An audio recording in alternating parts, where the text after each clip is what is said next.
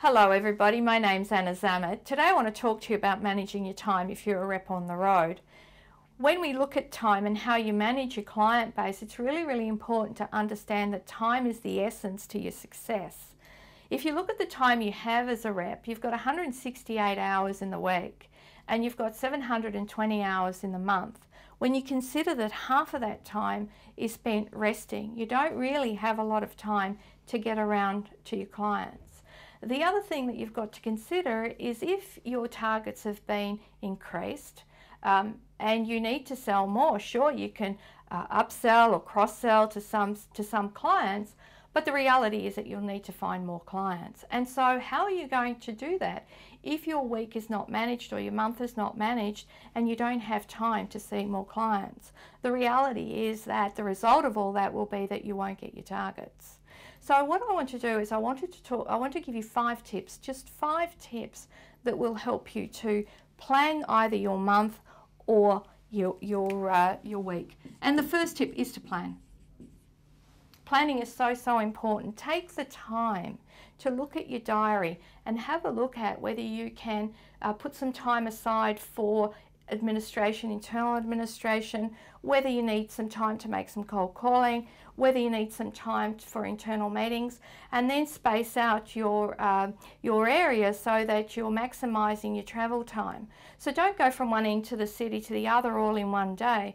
Cluster your appointments. The second thing that you need to look to make sure is that you avoid confusion.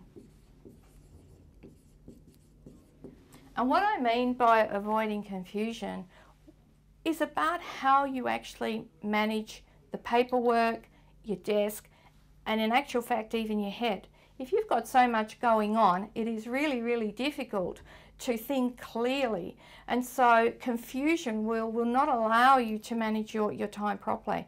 If you pick up a piece of paper, one thing that I like to do is that if I pick up a piece of paper, I only pick it up once. I address the issue, I see it to the end, and then it's all over. And when you can do that, that will save you some time. The other one is to avoid procrastination, OP.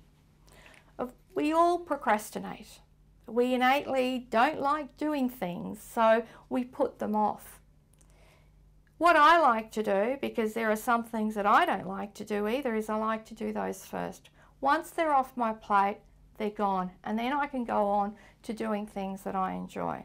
So do the things that you don't like first, and then reward yourself by doing the things that you do enjoy first. So for example, from a sales perspective, if you don't like cold calling, do that first, and then once you've reached your target or you've done what you're supposed to have done through your cold calling, then go on to do something that you really enjoy. The fourth is to relax, which may seem like an interesting thing to say when I've just said to you you've got to increase your client base. But relaxing means that you are in control. Once you are in control of your time, you can do something with it and you are relaxed. If you're not in control of your time, you start being, you're all over the place. And you just get so confused and you get stressed because you don't know what to do first. So by managing your time, you can actually relax. And the fifth one, which is a really interesting one, and that's over-servicing clients. Now I know that we've all got to service our clients, but what I'm talking about here is over-servicing your clients. I want you to think about whether you are spending too much time with some clients, whether you know them so well that you're in their offices or in their workplaces for too long and you're having a cup of coffee with them.